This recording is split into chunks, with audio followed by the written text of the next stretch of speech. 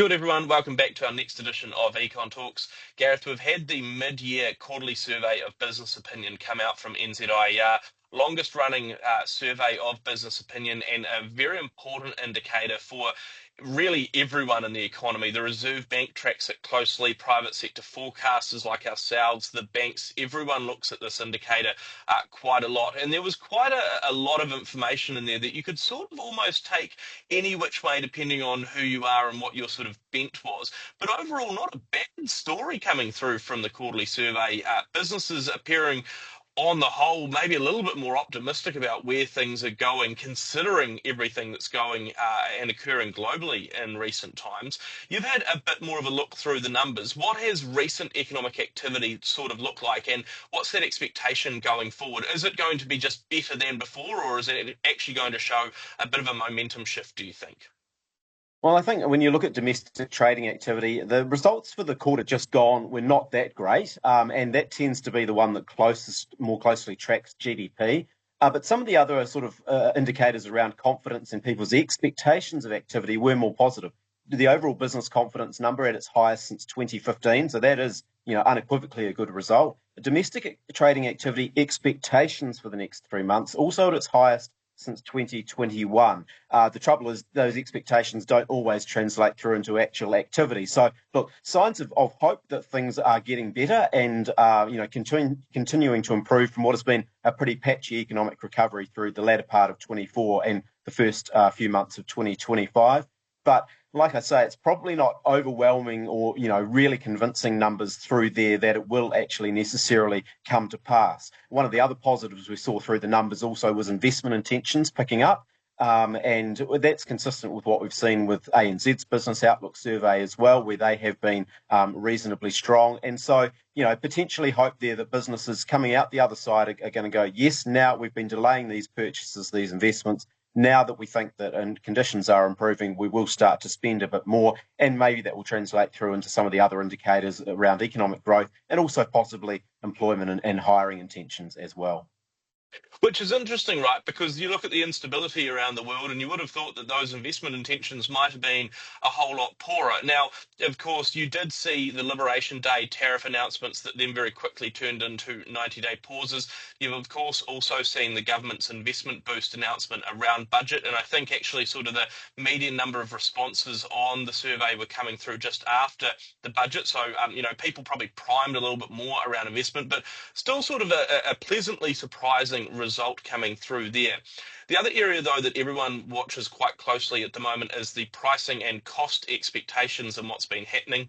And really, it did sort of show, my reading at least of the QSBO, was that there was a little bit less of that further pricing pressure coming through, a bit more margin squeeze probably emerging, which would be consistent with the idea the economy hasn't been doing great. People aren't feeling like they could push on quite as much price increases to try and make up for it. But still a few lingering signs that it's not necessarily the best place we've ever been on the inflation front. Do you think that's a fair reflection?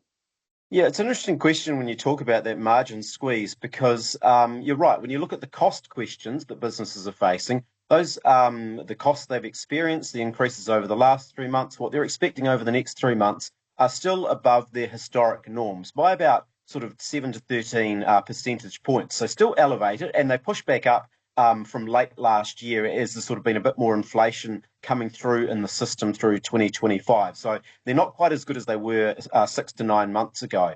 But interestingly, on the other side of the equation, that's the cost businesses are facing. But then in terms of the prices they feel they're able to charge, the figures for those questions turned negative this in the latest quarter, and they very rarely go negative. In other words, there were more businesses cutting prices than were raising prices. And expecting to do so again over the next 3 months. And so that does to suggest to you that there's more discounting going on, that businesses are not getting customers in the door to the degree they want, and they are suffering that margin squeeze just to try and sort of keep the activity levels going. When you look back over the history of the survey in general, those figures only turn negative when the economy is really, really not going badly. We had a brief episode at lockdown in 2020, and that was a special case, I think. Before that, you have to go back to 2009 with the global financial crisis, economic activity obviously contracting quite significantly during that time, and businesses going, I need to get rid of stock. I need to try and generate some demand. How am I going to do that? I'm going to do it through cutting my prices, through having my margins squeezed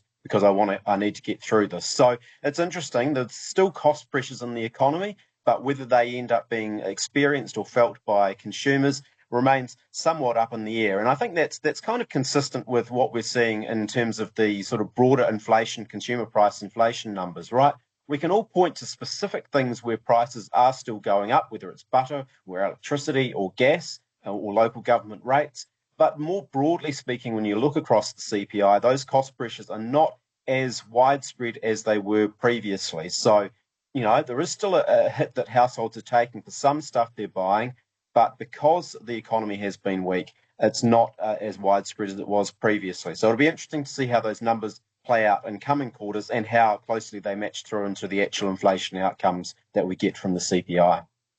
Well, and that's one of the things that I want to know, right, as you look at those sort of pricing pressures and expectations. I mean, most stuff is still increasing in price. I'd love to know where the discounts are coming through. But you're right in that it's a bit more bitsy this time. Previously, when you had that high bout of inflation, it was everything increasing. Now it's not necessarily everything to the same degree. It's a few sort of key items that seem to be going up. But, and this is where it's interesting, looking at the likes of the QSBO compared to some of the other surveys, in terms of what people think inflation will do next, some of those sort of expectations had been rising a bit, both across households, across businesses, across professional forecasters. Not massively, massively, but enough to start to unnerve a little bit. And I think these latest figures from the QSBO probably dampen some of that worry to a degree, which is, I think, reassuring. Still a lot of water to go under the bridge, though. Still a lot of actual activity, pricing changes and similar that we'll observe in the economy. And we'll unpack all of those on one of our future editions of Econ Talks.